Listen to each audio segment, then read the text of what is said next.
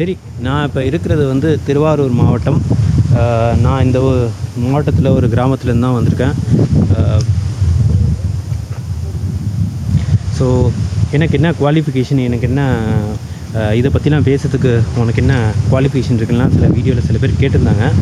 நான் ஒரே ஒரு பதில் தான் சொல்கிறேன். எனக்கு குவாலிஃபிகேஷன் இருக்குது இல்லைங்கிறதுலாம் இங்கே விஷயமே கிடையாது. நீங்கள் போய் நான் சொன்னதை படிங்க. உங்களுக்கு ஒர்த்தாக இருந்தால் உங்கள் ஸ்கில்லை அப்கிரேட் பண்ணிங்க. ஒர்த்தாக இல்லைன்னா விட்டுருங்க.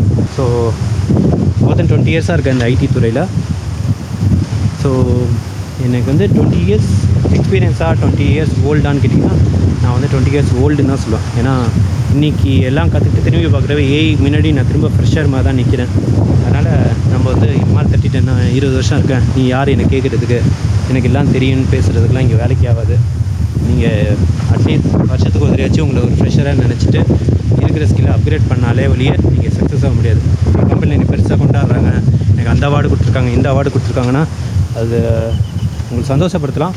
பட் நிகழ் உலகத்தில் என்ன ஸ்கில் தேவை, உங்களுக்கு என்ன ஸ்கில் வச்சுருக்கீங்கன்னு பாருங்கள்.